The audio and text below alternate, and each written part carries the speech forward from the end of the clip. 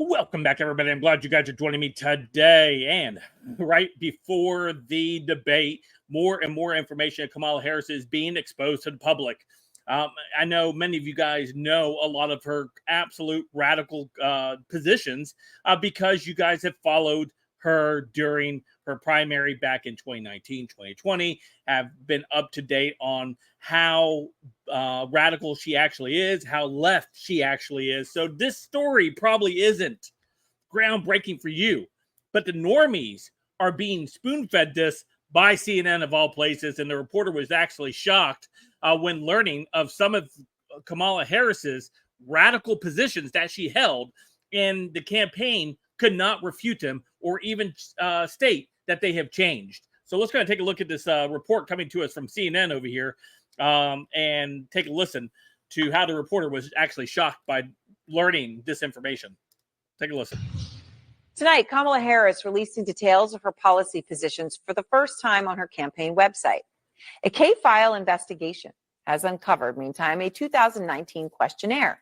And in this questionnaire, Harris laid out some much more liberal stances, among them on immigration. So in 2019, in what K-file found, she said she would cut funding to ICE, writing, quote, "Our immigrant detention system is out of control, and I believe we must end the unfair incarceration of thousands of individuals, families, and children. I was one of the first senators after President Trump was elected to advocate for a decrease in funding to ICE." Well, now, of course, she's touting the Biden administration's executive order to crack down on the border. K-File's Andrew Kaczynski joins me now. Andrew, that's pretty incredible on its own when you're talking about what you found here on ICE. What else did you find? Yeah, and this was a questionnaire that she filled out for the ACLU. And this questionnaire is really an interesting snapshot in time of that 2019 Democratic primary. Kamala Harris was trying to get to the left of Bernie Sanders. She was trying to get to the left of Elizabeth Warren. And you really see that in a lot of these answers. And I want to walk our viewers through a little bit of what she said. Let's just take immigration and look at what she said here.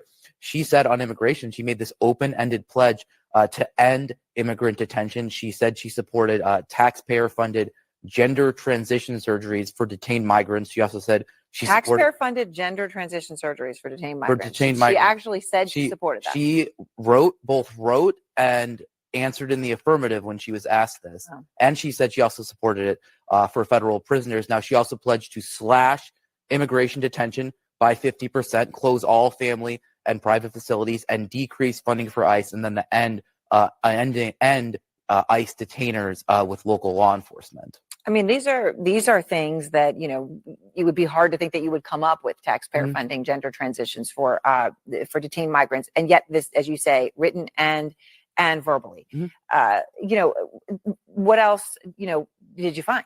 Well, let's take a look at her answer here on drugs. She got asked about the question from the ACLU was, since drug use is better addressed as a public health issue through treatment and other programming, will you support the decriminalization at the federal level of all drug possession for personal use? And Harris answers yes. Now, what would that mean? Well, it mean the federal all drug possession. That's not just marijuana, which she alluded to in her answer to this question, but it also would mean it's federal level of all drug possession, fentanyl, crack, use. Cocaine, things like that. Yeah. Have they responded to you on her changes on these issues? So we did put this question to the Harris campaign about the entire ACLU questionnaire, and the Harris campaign didn't answer any questions from CNN. Instead, they just provided a statement from an unnamed Harris campaign advisor that just said, the vice president's positions have been shaped by 3 years of effective governance as part of the Biden-Harris administration. Now, they declined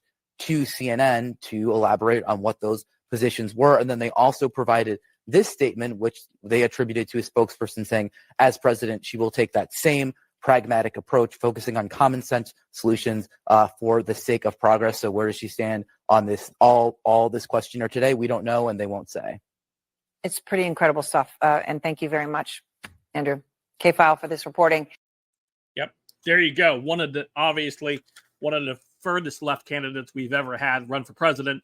Of course, I would encourage you guys to share this with some of your friends and family, people that are maybe still undecided. Maybe they don't know all the background information about Kamala Harris because most of the mainstream media is not talking about it. This hidden gem here by CNN being brought to the surface to the normies was a surprise by me, surprise to me by them doing an actual story on that. I know we've covered it many different times here on the channel over the years, and of course covering all that back in the 2019 campaign for president. So none of that surprises me. I'm sure none of it surprises you, but it may surprise people that you may know. So make sure you guys share it out. Don't forget to hit that like button on the way out. Follow me over on my social medias. Don't forget to hit that like and subscribe button. And until next time, I'll see you guys later. Have a great day.